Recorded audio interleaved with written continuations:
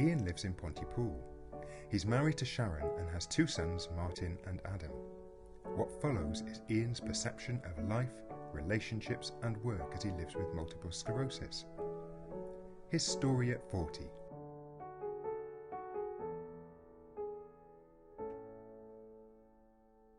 Well, childhood was pretty average really. I was the only child, but mum and dad both worked and I was healthy. I did lots of sport, lots of activities. I was a huge music fan, and schooling was just average. You know, there wasn't anything particularly brilliant, but you know, it was just a normal life, as you know, if you can define what normal is. But then obviously as I got older, I did experience a little bit of the wider world. I joined a heavy metal band in 1988 and had 2 great years of just enjoying myself, and then family came along, so everything up until the point of diagnosis and the onset of disability was fairly average really. Until the age of 27, disability hadn't featured in Ian's or his family's life, and so when Ian's health began to deteriorate, the consequences were significant. I was diagnosed with multiple sclerosis in 2000, and I've been disabled using a wheelchair since about 2004, 2005.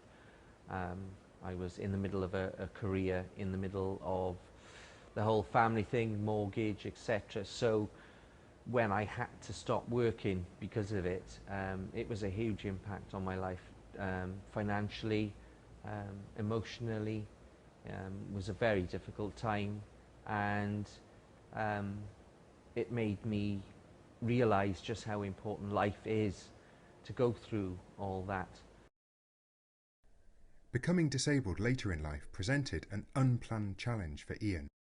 I've been involved with the MS Society, done some charity fundraising, some skydiving, some abseiling, and various other events that I've got involved in. I won the MS Society UK Fundraiser of the Year for various fundraising activities that I took part in and organised to raise money for a specialist occupational therapist for MS in Gwent. Ian now works part-time for a disability-focused radio station, Able Radio. His role enables him to gain a deeper insight into the various aspects of disability and impairment. The people that I've met along the way who've inspired me with a varying degree of disability, and whether that be learning difficulties or physical disabilities, these people are incredible, and it's quite humbling actually to get involved with people that have so much to give, and maybe in 40 years ago they would have been written off or institutionalized. Now they have a chance to get out there and have their voices heard. As Ian's condition progresses, the support he receives from others really makes a difference to his life. My employers, who are particularly good in accommodating me and doing everything they can, but not only that, but the health team, the MS nurses in particular, social services and charities as well. The MS Society have done so much good work with me and supported me, that it's all those different authorities and organisations that have come together to make sure that I can live as full a life as possible. I'm extremely grateful and lucky to have a family that are fully supportive. That's my close family, and that gives me so much strength, and that enables me to live the life I want to. Some friends have been fantastic and really stuck by me and really want to, be a part of my life now as a disabled man. But other friends I found completely distanced themselves from me. I've not talked to people that I classed as good friends for 5, 6, 7 years. So it was different, and I believe some of that was down to my disability and maybe their ability or inability to cope with it. But I think it's times like this when you find out who your true friends are. Ian still experiences barriers within his life, which are shaped by the environment and the attitude of others. Access is obviously a huge issue for me. I became a wheelchair user around about 2004, and it was only then that I began to notice great inconsistencies right across the board as far as access and barriers are concerned. Some places are excellent and really do cater and consider the disabled person's need.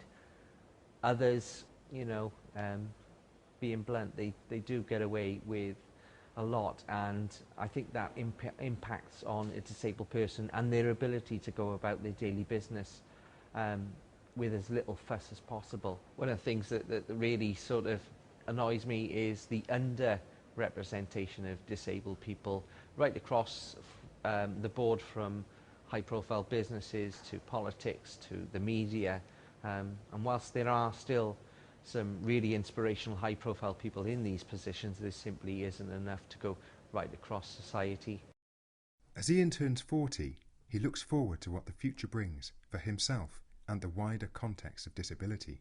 I think the information and advice I'd give to other people maybe facing disability or already disabled would be to be strong and to maybe not accept no for an answer sometimes, and shout really loudly if they think they need to, but do it in a nice way, of course, and just to have hope, and if you need help, ask for it.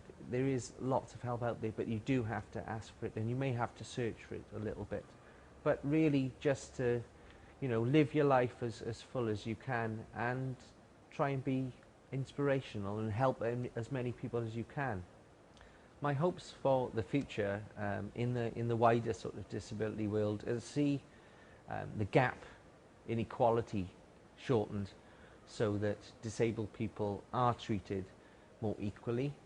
But not only that, there is a more tolerant and more understanding approach by members of society that are not disabled or have no connection. Disability has brought a whole new world to me. It's made me personally change and become far more tolerant, far more understanding of people's conditions and people's limitations and their boundaries. But the people that I've met through working with charities and organisations, they inspire me to go on and to carry on and to do so much more.